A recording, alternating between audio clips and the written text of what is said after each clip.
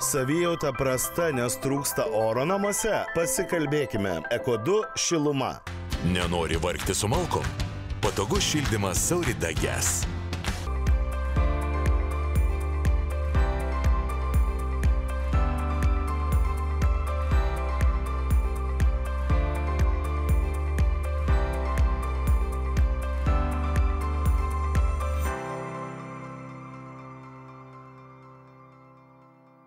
Su jumis sveikinasi laida Statybų gidas. Ir pirmas mūsų reportažas apie universalius sprendimus, kuriuos sugalvojo ir statybose sėkmingai pritaiko Lietuvos įmonė. Sprendimas 2 arba 3 viename tai yra ir greitas, ir kokybiškas rezultatas, jeigu kalbame apie fasadų apdailą. Ką gamina lietuviai ir kaip visą tai galima pritaikyti, dabar ir siūlome pažiūrėti išsamiai. Pinigus statybose mes visi mėgstame skaičiuoti, tačiau yra dar viena dedamoji, kuri statybose turi ypatingą vertę – tai laikas. Statybos laikų imlus procesas, todėl kiekviename etape reikia įvertinti ne tik medžiagas ir darbą, bet ir laiką. O jeigu vienu žingsniu galima būti atlikti 3 fasadų apdailos etapus. Nerealu, dabar jau realu. Beveik 10-metį gvildenta ir auginta technologija šiandien jau puikiai žinoma ne tik Lietuvoje. Lietuvių sukurti ir gaminami inovatyvūs fasadų apdailos sprendimai šiandien skinasi kelią į didžiųjų ir net egzotiškų valstybių rinką.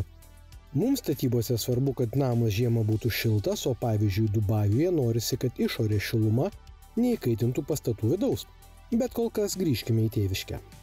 3 viename, tai kad mes panaikinam 3 operacijas. Jeigu žiūrėti, operacija yra polisterolio klijavimą, armavimą ir kitos medžiagos užnešimas. Tai arba klinkerė, arba dekoras, arba akmens, tai gaunasi iš visų, darosi 3 operacijos.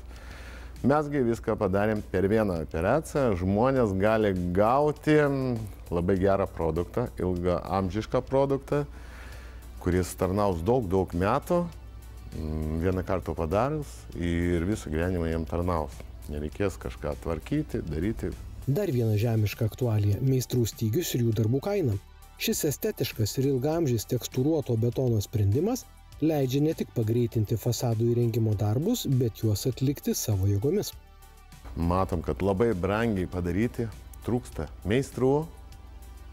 Tai šitoje vietoje mes visada galvojam, mes patys esam kaip ir vystytojai ir visada ieškom, kaip surasti to būdų, kad pigiau, greičiau, kokybiškiau padaryti ir kad atrodytų estetiškai labai gerai. Tai mes ir suradom tokią medžiagą. Užtruko mums apie 8 metus, kad eiti iki to, kas dabar yra. Tikrai yra praeitas didelis kelias, kad gauti šitą medžiagą, kad kokia jinai dabar yra. Norimą šilumą izoliuojančio polistireno storį gali pasirinkti kiekvienas pirkėjas. Norimą betono storį bei faktūrą taip pat. O kadangi šių fasadų plokščių tvirtinimas nesudėtingas, tai išvengiama armavimo. Taip vėlgi taupomas laikas bei pinigai. Tau reikia eilę atstovėti, kad gautis gerą specialistą ir jų labai mažai yra tų žmonių. Plus dabar, kaip paimti, statyba dar didėja, žmonių vis mažėja, darbų didėja, tai automatiškai su fasadais bus labai didelė problema. Mes eliminuojam tą problemą ir pas mus mes kūrėm taip, kad nupirkęs žmogus, kaip ir IKEA kažkokią stalą, galėtų pats, vyras su žmona arba su vaikais galėtų padaryti savo fasadą. Tuo, kad čia Lego principas. Tai šitoje vietoje ir yra viskas paprastume ir tu gauni fainą efektą. Plius mes galim padaryti išskirtinius daiktus, kas niekas neturi. Tai mes galim bet kurį fasadą padaryti. Bet kurį, kokia tik žmogus panorės, kokia yra fantazija, mes galim padaryti įspūdingus daiktus. Ne vieną 10-metį Lietuvoje dominavęs dekoratyvinis fasadų tinkas yra bene pigiausias sprendimas, bet jis tikrai nėra ilgaamžis. Šio gamintojo plokštės išsiskiria ne tik ypatingu atsparumu išorės poveikiui ar nubrozdinimams. Ne tik stiprumas yra stiprioji pusė. Vis daugiau estetikai skiriantys užsakovai bei architektai gali praktiškai neriboti savo fantazijos. Aš manau, kitų metų mes turėsim apie 20 modelių skirtingų. Mes dabar, mūsų komanda labai stipriai dirba link to, žiūrim, kokios yra naujovės visokiausias, kad žmonėm patinka, kūrėm, mūsų dizaineriai kūrė naujus kažkokius dalykus. Dabar paėmėm įdomių didelių objektų, kur architektai didelis idėjas uždėjo, tai bus labai įdomių projektų, kitų metų žmonės galės pažiūrėti dar daug įdomių padarytų mūsų darbų. Bazinių spalvų yra 8 bazinės spalvos, mes galim, čia yra pigmentuoti, kurios mes išleidžiam, to kad tamsios spalvos, kaip be nebūtų, kokius tu pigmentus nedėk, vis tiek tamsios spalva, jinai visada blūks. Ir čia arba tu dekorą, arba tu bet ką, jinai blūks. Čia yra tamsios spalvos, yra su jais tokia problema. Tai mes dažom, jeigu nori žmogus intensyvios spalvos, juodos, raudonos ryškių tokių, tai mes tada dažom. Kada mes dažom, dingsta natūralumas, gaunasi vientisas gražus fasadas. Jeigu mes pigmentuojam, gauna žmogus natūralumą, išskirtinumą, jis gauna kitokią prekę. Tai mes siūlom pigmentuotos 8 spalvas, jeigu žmogus nori, dažytos begalė paletės spalvų. Tai šitoj vietoje žmogus jau pas mus atėjęs gali pasirinkti, kas jam įdomu, mūsų šaurume pažiūrėti, kaip kas atrodo. Beje, šias fasadų plokštės galima dažyti net ir metalizuotais dažais. Iš pirmo žvilgsnio tikrai neatskirsi, ar tai metalas, ar dažytas betonas. Metų gaminio titulų įvertinta produkcija tinka bene visiems statiniams. Tvirtus ir patikimus sprendimus jau įvertino daugiabučių statytojai, juos mielai renkasi individualių namų šeimininkai norintys originalaus fasado. Viešiesiems objektams tai irgi greitą ir ilgaamžį rezultatą suteikiantis sprendimas. O pastaraisiais metais vis dažniau tokios plokštės naudojamos ir renovuojamiems pastatams. O gamintojai dar sykį akcentuoja, kad savo namo fasadą gali įsirengti beveik kiekvienas. Tai reikia kruopštumo rengiant pirmą eilę, o toliau viskas einasi tikrai lengvai. Tu turėsi brangų, kokybišką, prabangų namą. Ir jeigu pažiūrėti likutinį vertę, jeigu pas tave su dekoro ar dar su kažko, su medžiu tu padarai, medį reikia prižiūrėti, tau nereikia čia prižiūrėti. Taigi, likutinė vertė tavo namo kaina bus visada didesnė su šitą medžiagą, negu su kažkokia kita. Taip, jeigu tu turi daug pinigų, tai tu gali savo leisti prabangų klinkerį, prabangų akmenį. Lietuvoje nedaug žmonių savo gali leisti tokią. Nori turėti irgi klinkerinį namą gražų. Mūsų klinkeris toks pat kaip ir bet kuris kitoks klinkeris. Tik mes sudėjom 3 darbo elementus į vieną ir gaunasi žmogus paklijavus, turi iš karto fasadą, gražų, klinkerinį, arba akmeninį, arba dar su kažkoks, kokia yra fantazija. Ir jeigu kur nors vakarų Europoje ar jau minėtame Dubajuje pamatysite kažką pažįstamo iš šio reportažo, nenustebkite. Kokybę vertina visi, o laiką ir pinigus statybose skaičiuoja net ir šeichai. Dabar dar vienas aktualus reportažas visiems, kas dirba statybų srityje.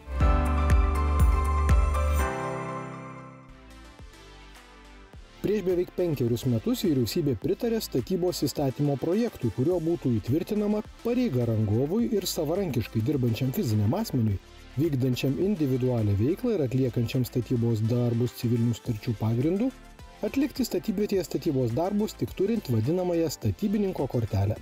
Teisės akto tikslas labai konkretus. Statybininko kortelė tai darbdavių pripažįstamas dokumentas įrodantis jų sugebėjimus. Labai apgailestaujame, kad kažkada tai mūsų asociacijos pasiūlytas instrumentas, kaip kovoti su nelegaliu darbu statybos rinkoje, nebuvo įteisintas.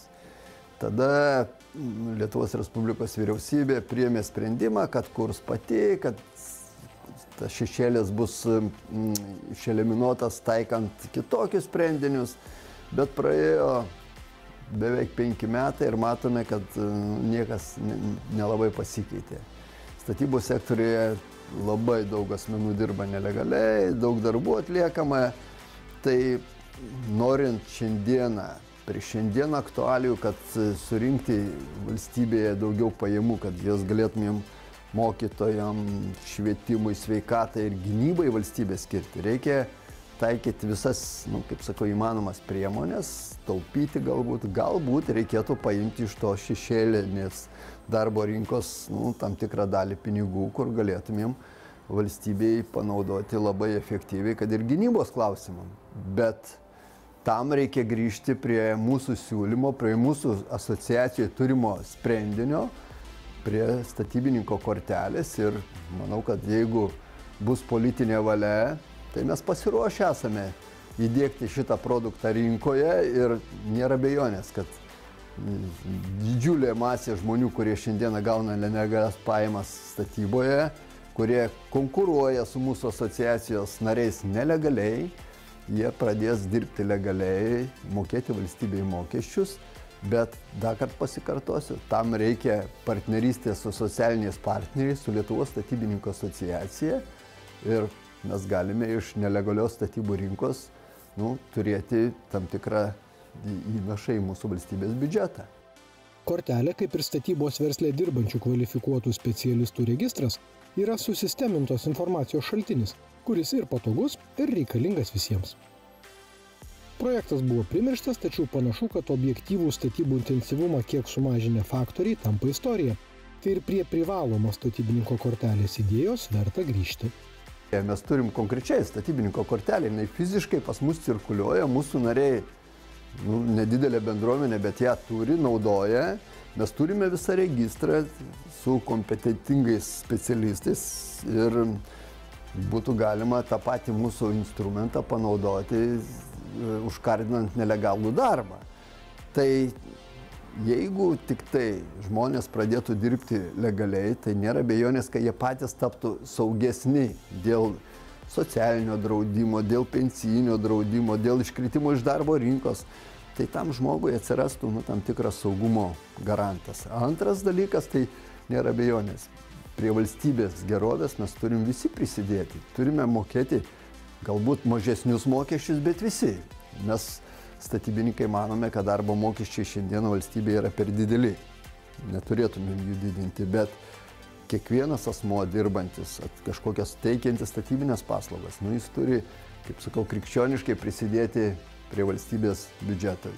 Kiek statybų sektoriuje yra vadinamųjų neapskaitytų pinigų, sunku pasakyti, bet prieš 3 metus valstybinės mokesčių inspekcijos vertinimų ši suma svyravo tarp 500 ir 700 milijonų eurų kasmet. Statybų gido eteryje trumpa reklamos pertraukėlė, neperjunkite kanalo, po kelių minučių mes vėl susitinkame.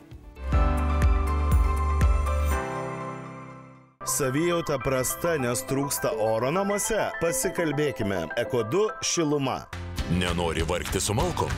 Patogus šildymas Saurida Gas. Savijauta prasta, nes trūksta oro namuose? Pasikalbėkime. Eko2 šiluma. Nenori vargti su malkom? Patogus šildymas Saurida Gas. Sveiki sugrįžę po reklamos, čia laida Statybų gidas ir dabar norime pakalbėti apie šilumą, šildymą ir šildymo sprendimus, kaip gyventi komfortiškai ir nepermokėti. Nors dar vienas šildymo sezonas artėja link finišo, tačiau šiltasis pavasaris bei vasara tikrai prabėgs greitai, o po jų žiūrėk vėl kalbos apie šildymą bus ypač aktualios. Todėl mes norime pasižvalgyti po dar vieną namą, kurio šeimininkas prisipažįsta. Pastatytas 1990 metais objektas tikrai ne pirmos jaunystės, bet dabar jame gyventi išties komfortiška. Tada buvo technologija plytos, šiek tiek ten keramzito buvo o prieš 10 metų apšiltintas putos polistirolu 10 cm. Tai gavosi ten sienos nemažai, storio 50 cm plus 10 polistirolo viso. Šiaip gal šiltas namas, nors aišku, kad ten kiek ten tų neatitinka, aišku. Mes norėjom įvesti, reiškia, tą centrinį dujų sistemą, bet gavosi, kad ten 300 metrų, iki kurių mes randamės, man kainuotų baisus pinigus. Ir aš atsisakiau to ir čia buvo gera alternatyva. Iš karto viską įrengti ir balionus vežti. Čia būtų žymiai pigiau negu dabar davesti tą dujotiekį, kuris nuo manęs ten 300 metrų, bet paskaičiavus ten nesąmoningi pinigai gavosi. Tai mūsų atveju tai čia labai gera investicija. Tokių situacijų, kai iki centralizuoto dujotiekio toloka ar net labai toli, išties daug. Šio reportažo pašnekovas patvirtino, jog ir jis, ir kaimynai skaičiavo ir dalyjasi elementaria matematika bei kitomis detalėmis. Vieni sprendimai triukšmingi, kitiems reikia labai daug elektros energijos. O šiame name veikianti kombinuota šildymo sistema ir patogi ir nebrangiai eksploatuojama. Pirminis, kaip visada, būdavo kieto kuro katilas, vienas, kitas ten buvo kelis. Paskutinį laiką, kai atsisakiau anglies ir perėjau prie briketų. Briketai čia žymiai geriau negu anglis.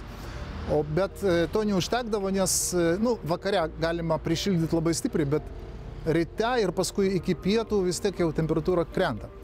Ir mums kilo idėjas su žmona, kad vis dėlto įsirengti dujinį šiltinimą ir mes kreipėmės į Sauridą, nes gan populiarią. Ir labai greitai susitarėm ir greitai sumontavo, faktiškai per vieną dieną iš tikrųjų. Mane nebuvo namuose, aš darbe buvau, atvažiuoju, viskas sutvarkyta.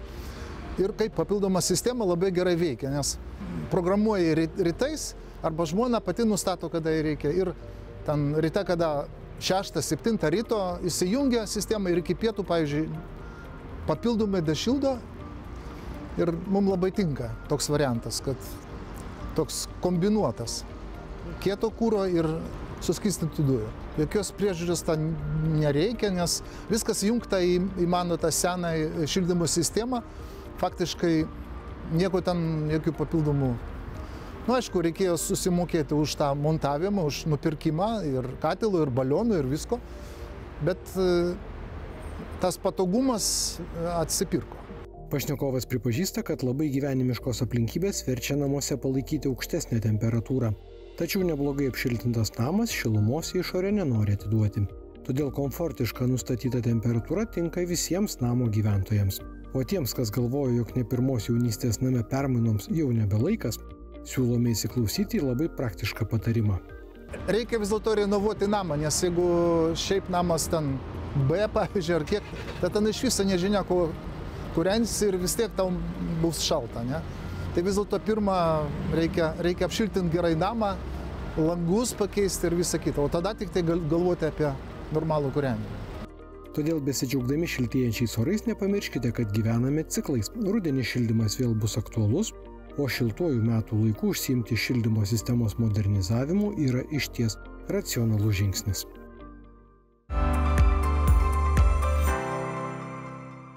O laidos pabaigoje statybų teisės ekspertų patarimai. Kai gyvenate reljefingame sklype ir jūsų vanduo, pavyzdžiui, bėga pas kaimynų, santykiai su kaimynu gali būti ir ne patys geriausi. Kaip tokių problemų išvengti, dabar ir sužinosite.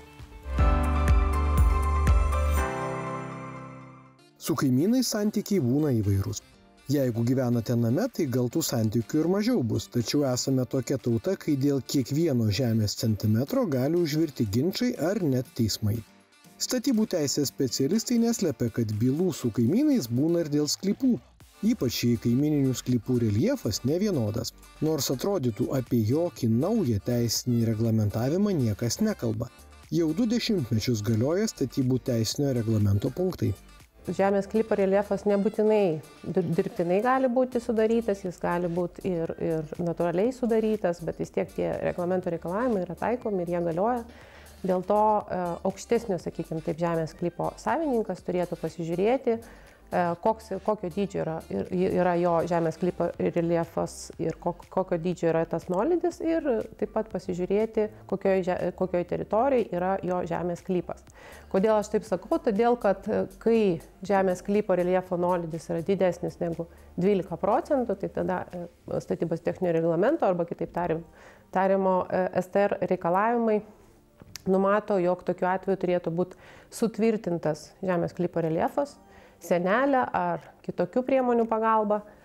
Ir taip pat bet kuriuo atveju, ar žemės sklypo reljefo nuolydis yra didesnis negu 12% ar mažesnis, tokiu atveju žemės sklype turi būti įrengtas paviršinio vandens nuotekynas. Kadangi vanduo kaupiasi, vanduo, aišku, pagal visiems žinomus fizikos dėsnius bėgs į kaimyninį žemės sklypą, tuo bus pažeidžiamos tikėtina kaimyno kaip savininko teisės ir galite sulaukti nemalonių skambučių iš savo kaimyno, kad kaimynė labai gerai su tavim išgerti alaus, bet dėja mes turim su tavim išsiaiškinti problemą, kągi daryti su vandeniu, kuris bėga iš tavo žemės sklypo. Paminėjau, kad nuotakynas paviršinis turėtų būti įrengtas žemės sklype, tačiau taip pat nuotakyno įrengimui yra keliami reikalavimai, dėl to turi būti skirstamos dvi teritorijos. Žemės sklypai, kurie yra teritorijai, kurie yra bendras nuotakynas įrengtas, ir žemės sklypai, kuriame nėra įrengtas bendras nuotakynas. Ir priklausomai nuo to, kokioje teritorijoje yra jūsų žemės sklypas, jums gali būti tiesiog pagal įstatymą pareiga įrengti nuotakyną atitinkantį teisės aktų reikalavimus. Kažkokio bendros taisyklės, ką daryti, kai turiu žemės sklypo reljefą tokį, kad jis turi nuolydį, tikrai negalėčiau pasakyti, nes nėra tokio standarto ir nebūna tokių situacijų, kurios gali visiškai atitikti teisės aktų reikalavimus.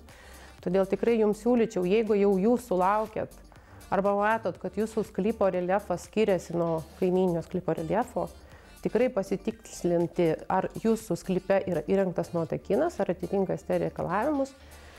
Ir įsivertinti, kad jeigu tai nėra padaryta, tai galimai jūs galite sulaukti kaimyno priekaištų. Tai va. Ir dar norėčiau paminėti, nes dažnai klientai kreipiasi ir sako, ašgi padariau viską pagal teisės aktų reikalavimus. Noriu pažymėti, kad iš tikrųjų, net jeigu jūsų statybos yra teisėtos ir atliktos pagal teisės aktų reikalavimus, šitas STR reikalavimas vis tiek jums bus privalomas. Todėl prieš kreipiantis į teismą ir ginčiantis su kaimynu, įrodinėjant, kad jūs tikrai neprivalote to daryti, įsivertinkit iš tikrųjų, ar tai nėra jūsų pareiga. Nes būtent žemės sklypų savininkam, turintiems žemės sklypo reljefą su nuolydžiu, yra numatyta pareiga įrengti nuotakyną ir taip pat sutvarkyti reljefą pagal teisės aktų reikalavimus. Tad su kaimynais palaikykite gerą ryšį, bet prisiminkite, kad teisės aktų reikalavimai vis tiek galioja, net ir turint nerealiai gerus kaimynus.